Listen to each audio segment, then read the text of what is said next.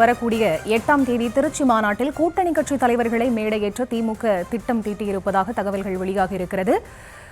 இன்னும் 15 நாட்களுக்குள் இந்த தொகுதி பங்கீட்டு பேச்சுவார்த்தை தொடர்பான அத்தனை பேச்சுவார்த்தைகளையும் முடிக்கவும் திட்டமிடப்பட்டிருப்பதாக தெரிய வந்திருக்கிறது. விவரங்களோடு இணைகிறார் எமது செய்தியாளர் பாரி கார்த்திக். அவரிடம் பேசலாம். வணக்கம் பாரி கார்த்திக், விவரங்கள். வணக்கம். வருகின்ற மார்ச் 8ஆம் தேதி திருச்சியில் நடைபெறும் மாநாடு திமுகவினுடைய கூட்டணி கட்சிகள் மாநாடாக அமைக்க திமுக திட்டம் யூகித்திருக்கிறது.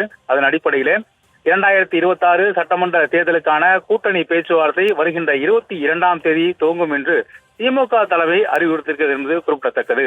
22ஆம் தேதி முதல் தொடர்ச்சியாக அந்த மார்ச் முதல் வாரத்திற்குள் அனைத்து கட்ட பேச்சுவார்த்தையும் முடிவுற்று ஒப்பந்தங்கள் கையெழுத்திட்டு வருகின்ற 8ஆம் தேதி திருச்சியில் நடக்கும் மாநாடு திமுகவினுடைய கூட்டணி மாநாடாக இருக்கும் என்று எதிர்பார்க்கப்படுகிறது. அதன் அடிப்படையிலே கூட்டணி கட்சி தலைவர்களும் முதல் பிரச்சார மாநாட்டுக்கு பங்கேற்க இருக்கிறார்கள்.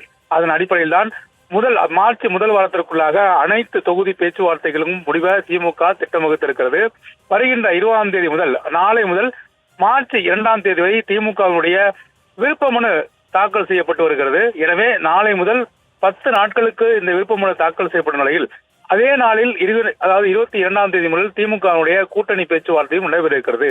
திமுகவை பொறுத்த வரைக்கும் வருகின்ற 22, 23 தேதியில் IUML கட்சி வழக்கம் போல இந்திய யூனியன் முஸ்லீம் கட்சியுடைய துவங்கி தொடர்ச்சியாக அனைத்து கட்சி காங்கிரஸ் வரைக்கும் இந்த பேச்சுவார்த்தையானது முடிவெற்று ஒப்பந்தங்கள் கையெழுத்திட திமுக தலைமை முடிவெடுத்திருக்கிறது.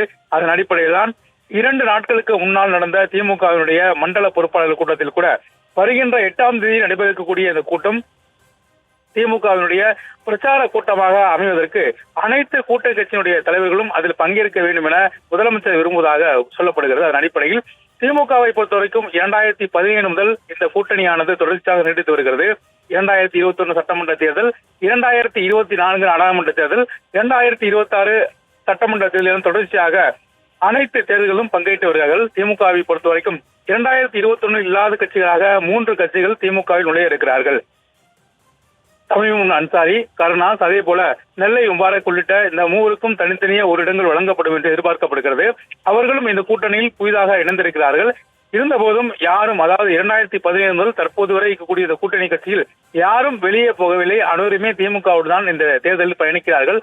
அவர்களுடன் அந்த பேச்சுவார்த்தையானது வருகின்ற 10ஆம் தேதி முதல், அதாவது இன்றைய தினம் முதல் அவர்களுக்கு அழைப்பு விடுக்கும் என்று எதிர்பார்க்கப்படுகிறது. அதன் அடிப்படையிலே வருகின்ற 22ஆம் தேதி முதல் இந்த பேச்சுவார்த்தை துவங்க இருக்கிறது. இந்த பேச்சுவார்த்தை துவங்கி மார்ச் 7ஆம் தேதிக்குள் அனைத்து பேச்சுவார்த்தையும் முடிந்து 7ஆம் தேதிக்குள் அனைத்து கூட்டணி கட்சிகளுடைய இந்த ஒப்பந்தம் கையெழுத்தாகும் என்று எதிர்பார்க்கப்படுகிறது. திமுகவை பொறுத்த வரைக்கும் முதற்கட்டமாக விருப்ப தொகுதி என்ற அடிப்படையில் ஒரு பட்டியலை கூட்டணி கட்சிகள் கொடுப்பார்கள்.